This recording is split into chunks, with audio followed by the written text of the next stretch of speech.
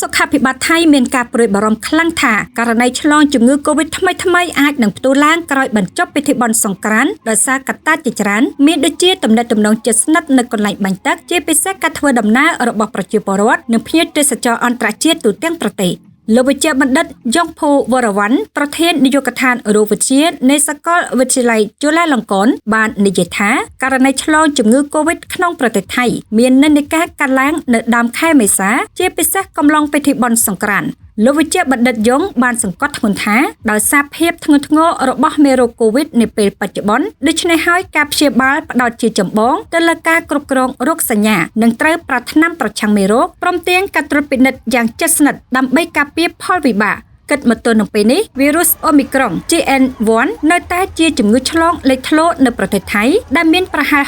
65% នៃករណីឆ្លង COVID តាមពីក្រោយដោយប្រភេទរង HEC និង LPB1